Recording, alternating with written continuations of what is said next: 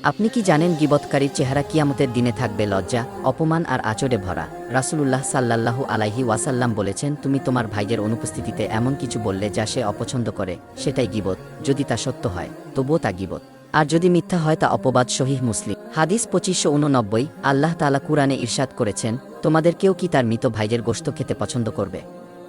নিশ্চয়ই তোমরা তা ঘৃণা করবে। সূরা হুজুরাত আয়াত 12। কিয়ামতের দিনে গীবতকারীরা আল্লাহর দরবারে আসবে, কিন্তু তাদের নামাজ, রোজা, দান সব নিয়ে যাবে যাদের সম্পর্কে তারা গীবত করেছিল। রাসূল সাল্লাল্লাহু আলাইহি ওয়াসাল্লাম বলেছেন, মুফলিস সে ব্যক্তি যে কিয়ামতের দিনে অনেক আমল নিয়ে আসবে, কিন্তু অন্যকে কষ্ট দেয়া, গীবত করা, অপবাদ দেওয়ার কারণে তার আমলগুলো কেড়ে নেওয়া হবে। সহিহ মুসলিম হাদিস 2581। প্রিয় দিনী ভাই ও বোনেরা, তাই আসুন আজই প্রতিজ্ঞা করি, আমরা কারো অনুপস্থিতিতে তার দোষ নয় বরং তার ভালো দিকই বলবো। এভাবেই আমরা আমাদের মুখমণ্ডলকে কিয়ামতের দিনের লজ্জা আর আঁচড়ের চিহ্ন থেকে বাঁচাতে পারি। দেখা হবে নতুন ভিডিওতে। আল্লাহ হাফেজ।